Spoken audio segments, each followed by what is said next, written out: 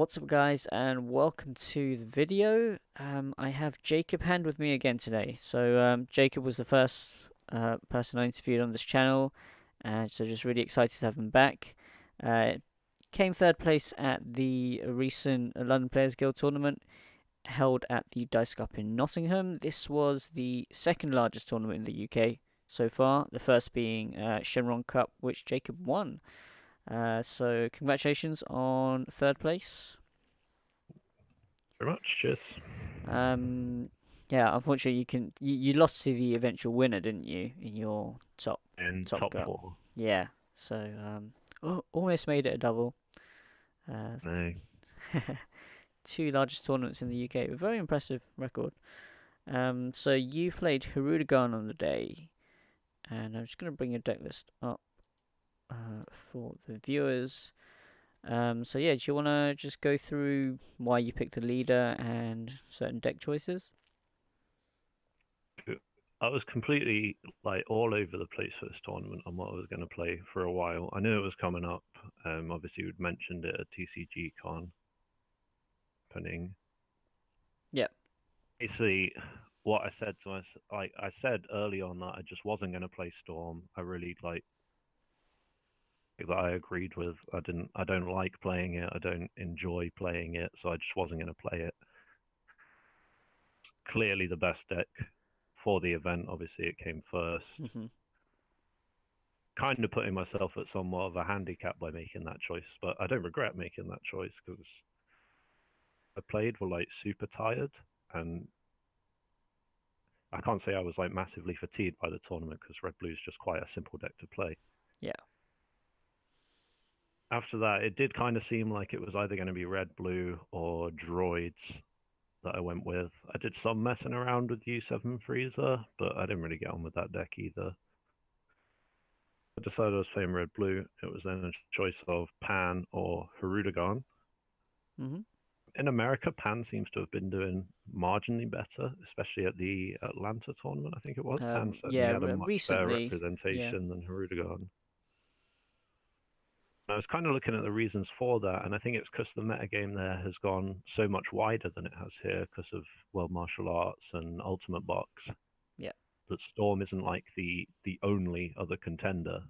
Whereas here, I think it's the case. And I think Hirudegarn, because of all the blue that it plays, has a much more consistent Storm matchup. Yes. Yeah. You've got Unyielding, you've got Raging Spirits if you choose to play it. You can play Flute. Card Cycle lets you see your important cards like Bean and Coercion really early. Whereas in Pan, you've got literally three Zeno, four Bean, and then maybe three Coercion. Some people play two, some people play four. Yeah. I mean, I guess you've got stuff like Unending Awakening and Double Shot Vegeta as well in Pan. There is that. But obviously, if you don't see blue early on, you're probably not in a good spot. Yeah. That's why I went with Hirudegarn. Other than that, the list is, I don't think there's anything special in it. Unfortunately, this time. Yeah. It looks And there's pretty red blue. standard. Um, four trunks and three Cabba. Is that how was that for you? I guess that's quite a lot. I guess. Originally, the Cabbers were digging deep Vegetas Yep. matchups. That card is a lot better. Yeah. Self a Yeah. lot of the It's. times against the mirror match and especially against Storm, you just didn't need that self awakening at all. Mhm. It was nice to have it there available. And the reason Cabal was so good is because it's one of the best things you can do after chain Zenoing if they're in a really high pressure situation. So Storm will have themselves at two life a lot. Yeah. Chain Zeno them on turn three, for example, which is Storm, because that allows you to stabilize the game. If you can then draw an unyielding Spirit Trunks, then you can obviously play the Trunks on tap a red and then swing for a double strike pressure. Then they're in a lot of trouble at that point. Yeah. Deep was just completely dead at that point in the game.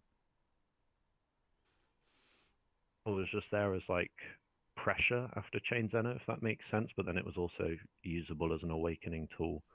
I certainly Yeah, never yeah. Just played it like having, I mean, I aggressively. guess you had the Zeno there to swing with anyway, and the extra double strike pressure. Yeah, I get that.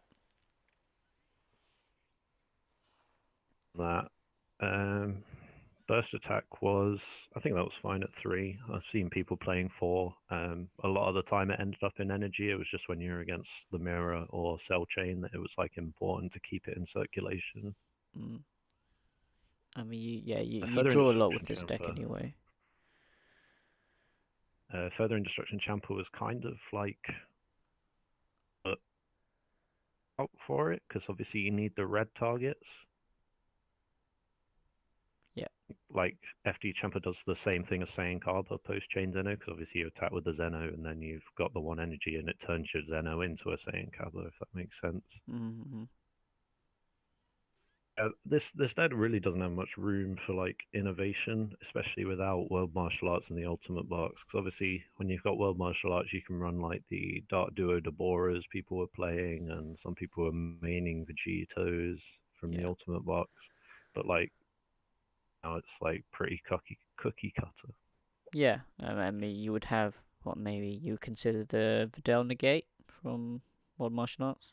Yeah, there's that as well. I think that card is like infinitely better in Arts deck specifically, but obviously a red negate is nice. People play Roshi in yellow, so why would you not play Videl in red? Yeah.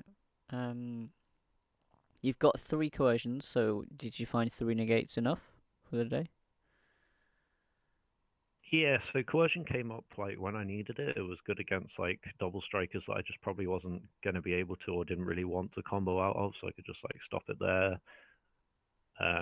A lot of people like attack if like their first attack doesn't go through, then they'll then use their last attack to try and clear your board by attacking like for seeing hit or something.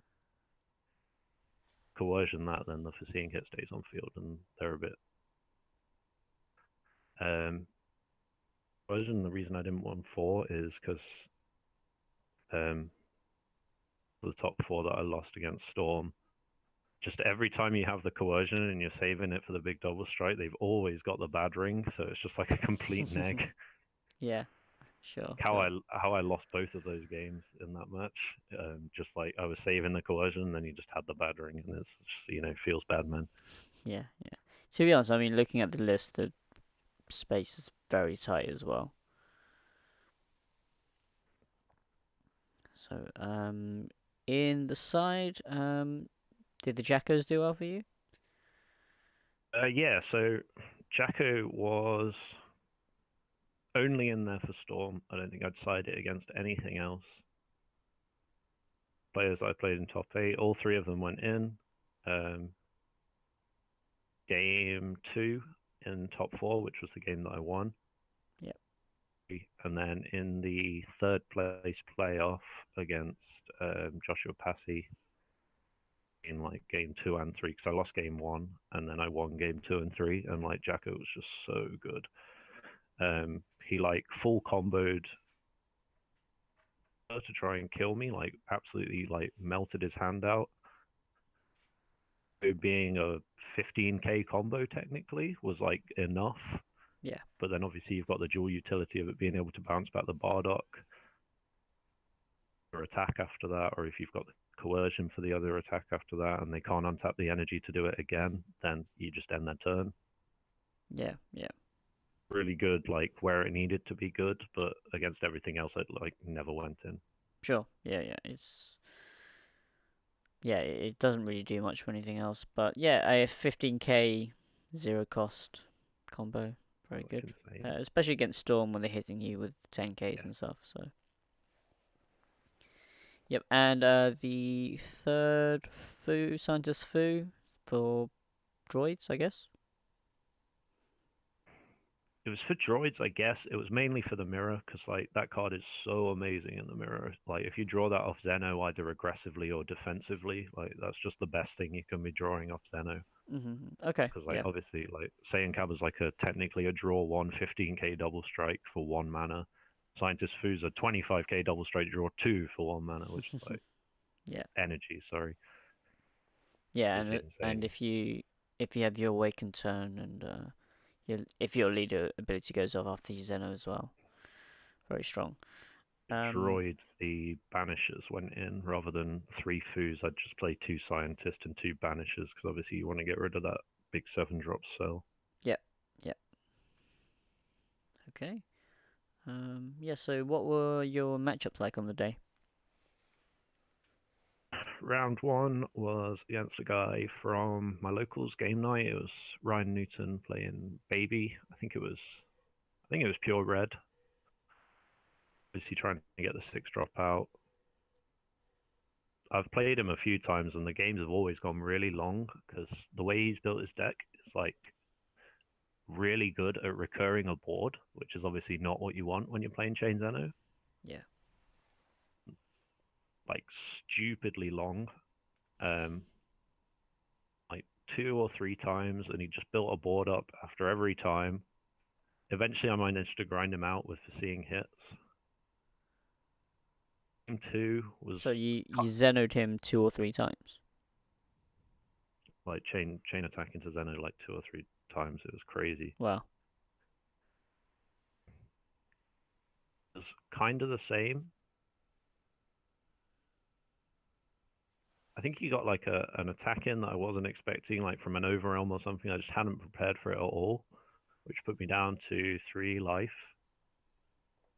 It's the big baby after I Oh, chain Zenoed, and I hadn't drawn anything off of the Zeno defensive wise. That one. And then game 3, I think we went into time like in the first turn of game 3, and obviously there was no way either of us were killing each other in 3 turns.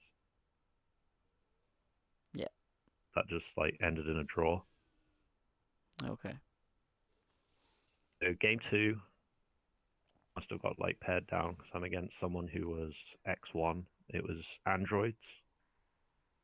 Being the he was playing like a swap package with it, so he was playing Bardox and carrying Mother Videls. I'm not sure if he was playing Gotens. I didn't see them. Interesting. So I was always confident against androids going into this tournament. I think this deck has a really good androids matchup. Super lucky, and they can get themselves down to 4 life and then cell chain you and then do the super combo overarm thing and just discard your hand completely. Mm. Because you should stop them. You shouldn't like be attacking them aggressively and letting them get down to 4 so they can super combo you when they can cell chain. Cell chain me, obviously. Then next turn I just like attacked with leader and drew 3 more cards. Yep. Then he cell chained me again. Jesus. So I kept chain Zeno and intensifying power again. And he had like no more gas after he chain Zenoed me. After he cell chained me twice. Mhm. The cell, like he didn't attack with it, which was like really weird. I guess he like decided he didn't want to give me any more cards. Was this the second Turn time? 3. Did he attack the first time? The first time he attacked and gave me the cards, and then the second time he didn't Okay. give me the cards. It was really weird. But yeah, I draw for turn, charge the card that I drew, then play Intensifying Power, then play the 2 red to evolve into Chain Zeno, and like completely ruin him, and it's just over from there. Yeah, yeah. Game 2. In game 2, I can't even remember if he cell chained me, but it was over really quickly. Like that was just a really rapid 2-0. I think we were done in about 10-15 minutes. Yeah, I mean, I guess with Chain Zeno, when you disrupt their hand, they Yeah, like can't get androids into their have like chain. no Yeah. recovery to that. Yeah. He was meant to be a feature match, but we found out afterwards that the stream wasn't turned on. Yes. U7 Freezer, which is like matchup for this deck. It's why I put the Mafubas in the side because I was like really worried about this matchup. Mhm. Super little experience of it. Quite worried going into it. I decided to play it for a tournament the previous week just so I could get experience with it and see if I maybe wanted to play it. Obviously. I think I just chain Zenoed him at the right point in that game so he didn't actually get to go off. Yeah. So I got in game 1. He didn't see the secret rare. 2, he did see the secret rare. I had Mafuba. he didn't have bad ring, and it was over from there because I chain Zenoed him and he lost.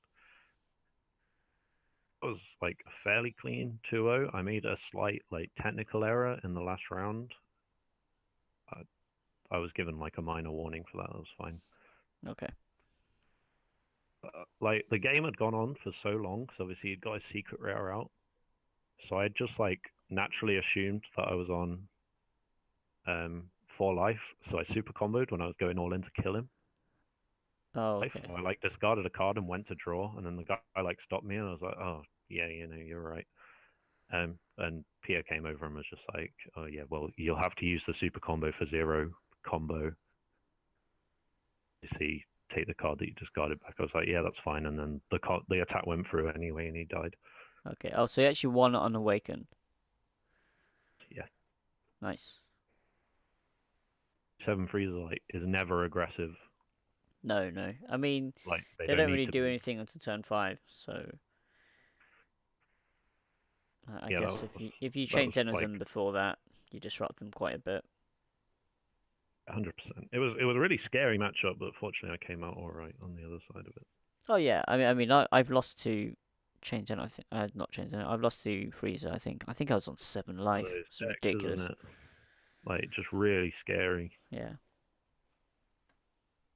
That one. Then round 4 was against Baby again. This time it was Liam Sale, the guy who runs Dice Cup. Like he runs the tournaments, not the like obviously doesn't own the shop. In the red blue version of Baby, so I think he was playing for seeing hits and stuff like that, rather than my friend Ryan, who was kind of playing the pure quote unquote Baby version. Yeah. Games went quite long, but because we were both kind of trying to do the same thing. Towards that game 1, he was kind of like put off guard a bit because he was like fully expecting Storm. He'd mulliganed for Storm, and then I just kind of sat there and did nothing for 3 turns, which is what this deck's really good at. Mm. That kind of threw him off balance on the game 1. I just kind of saw more hits than he did, so obviously that wasn't going to end well.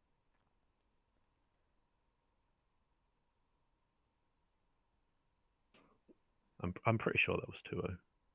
Okay. Cool. I'll check with him. I've got a deck profile with him probably in a couple of days. For So, that, but yeah. I'm pretty sure it was 2-0. If not, I'm sorry, Liam. And then originally thought it was 6 rounds of Swiss. That's what we had been told. People had dropped out. Apparently, there was going to be a clear XO at the end of round. It wasn't really very well explained, but we basically didn't need to have a round 6. Okay. Did Bruno come first in Swiss? So we were told at the start of round 5 that that was going to be the last round of Swiss. Right. Feeling all right. I've got 1 draw at this point. So, like, I just need to win this match, and I'm, like, obviously in top 8. And even if I lose this match, I might make top 8. And if I draw this match, I definitely make top 8. So I was like, that's probably fine. Yeah.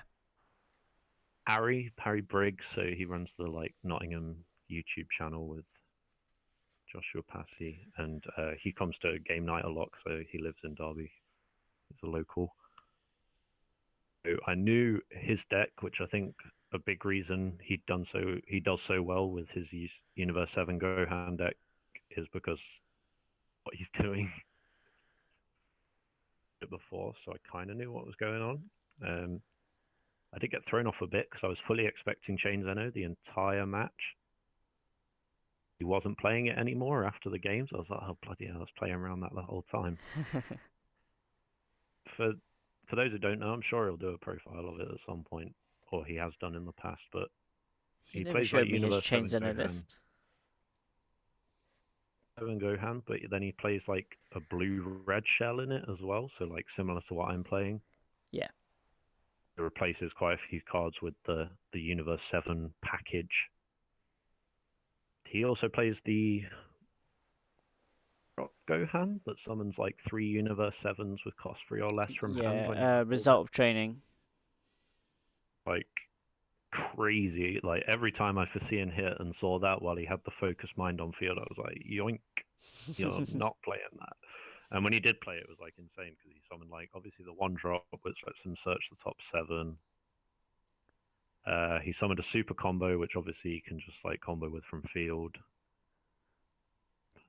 Can't remember what the other one he summoned was, but it was just like such a crazy tempo card, and I really liked it. I really liked that card. But obviously, the fact that he wasn't playing Chain Zeno, and I was fully expecting Chain Zeno, but he wasn't, it was just like a huge disadvantage for him game one because obviously I could Chain Zeno, he could not. So that just how I did that. That's how I won most of my games, as you can probably tell, because Chain Zeno is broken. Yeah. Game two, I don't even think I did Chain Zeno, but I think I, for seeing hitted him row removal for any of them, and I just didn't attack with them, so he couldn't attack them. A crazy tempo turn where I like chain attacked into burst attack Gohan. This Fu had 3 for seeing hits on field, and I had enough energy to hardcast the second Scientist Fu that was in my hand. The third for seeing hit attack. Well, That was like the craziest turn I've ever done with this deck. yeah. I Oh, think with U7 Gohan, sometimes you can get to turn three and just have nothing. So I'm not gonna lie, I thought that deck was a lot more broken than it actually was. I thought he got the like draw two effect on either player's turn, so I was fully that expecting him that to would be combo with that. busted.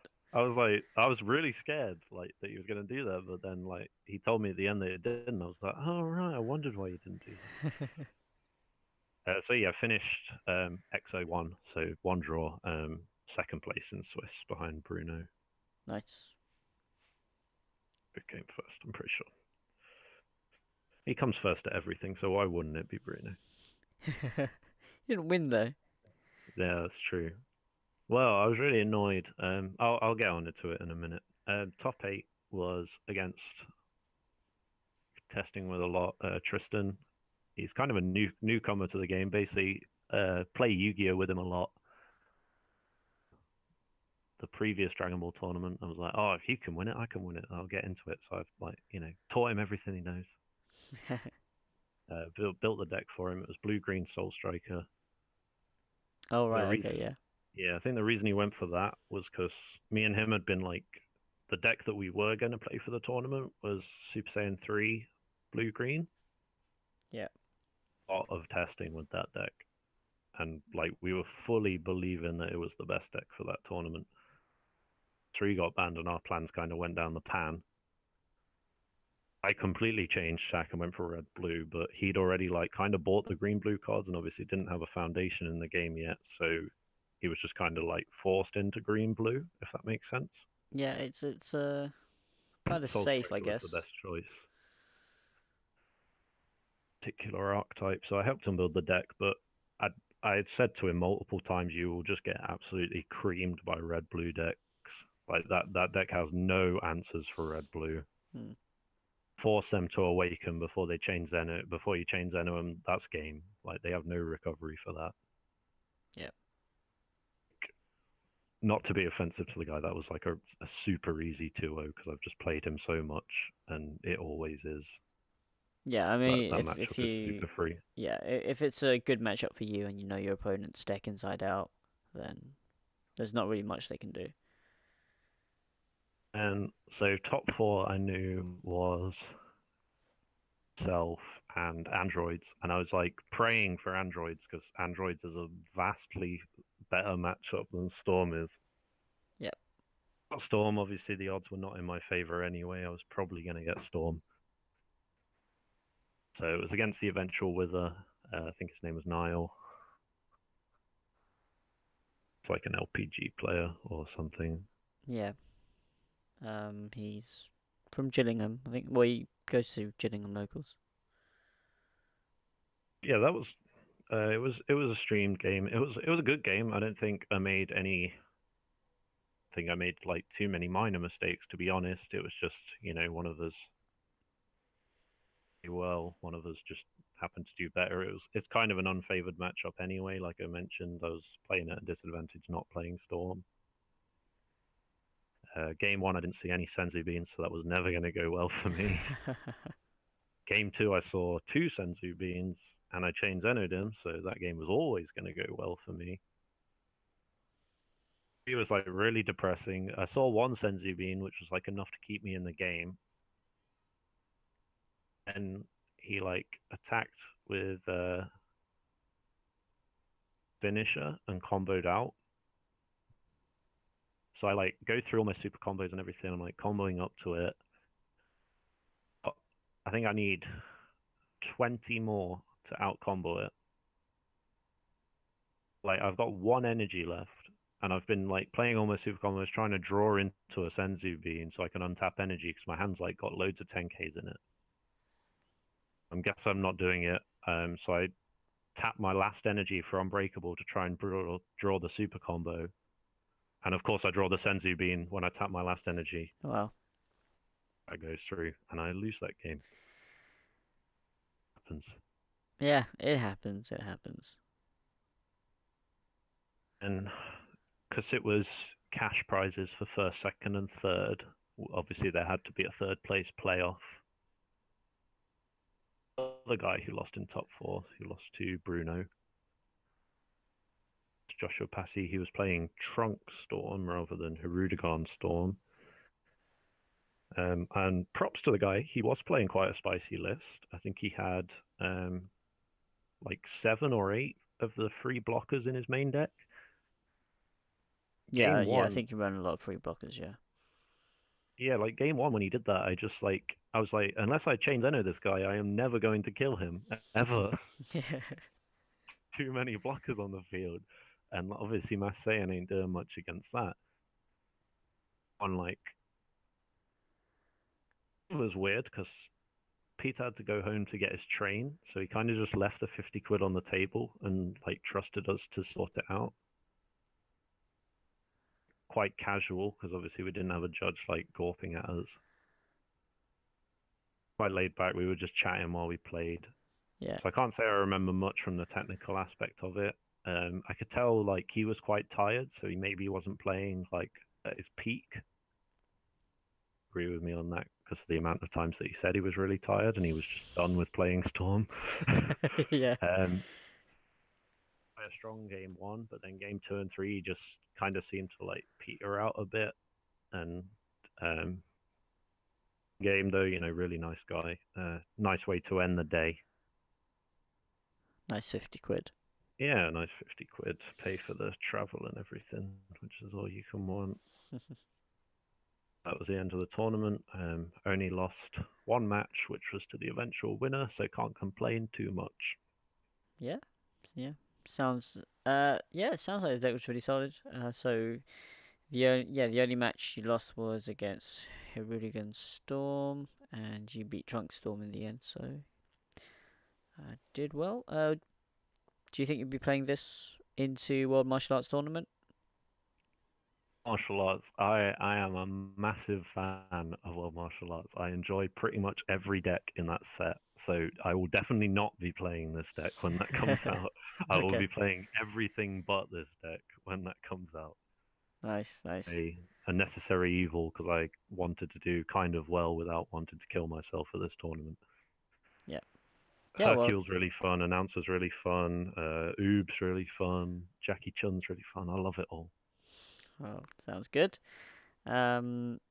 So yeah. I mean, congratulations for coming third for the 50 quid. Yeah. And yeah, thanks for doing this. Uh, if someone was going to play this into the next format, what changes would you recommend? Um, into world martial arts, obviously the elephant in the room is Hercule in that format. So definitely tailor your deck to beat Hercule. Zeno goes a long way towards it, but they have a lot of ways of recurring cards because obviously it's Hercule. I don't think any like major changes are needed.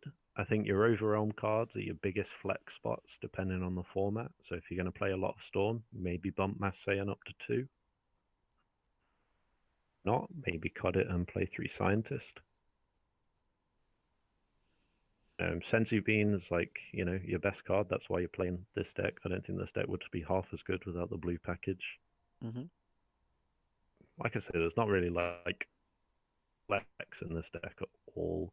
I think the only thing that World Martial Arts adds to this deck is you can replace the Champa with a 2-drop equivalent that's completely irrelevant. Yep. And like you can maybe play Vidal if you feel like your deck needs more negates. Sure. Yep. Okay. Thank you for that, Jacob. Are you going to be going to Big Orbit on the 3rd of November? Fortunately not. It's like a 3-hour train journey, and there's no way I'd make it in time getting the train, and we Uh, can't find anyone to drive us, so I will not be attending that one, which is a real shame because it's the only World Martial Arts Tournament one, and then the next LPG one is set 5 legal, so I won't even get to play my favorite set, which is really ah. depressing. I know. Well, I'm planning to be there, so I'll let you know how it goes. But yep, thank you for this. Hope you enjoyed this video, guys. If you did, please leave a like and remember to sub for more content. If you have any questions for Jacob, then please just leave it in the comments below, and I'm sure he'll be more than happy to answer them. So thanks, Jacob. Do you have any shout outs? But yeah, just shout out to all the game night boys and game night in general for Dragon Ball Super. All my playtesting takes place there because I hate playing online. Um, every Monday, 6 p.m. Get yourself down there. Tournament packs this week. Fantastic. Winners. All right. Thanks for watching, guys. I will see you guys next time.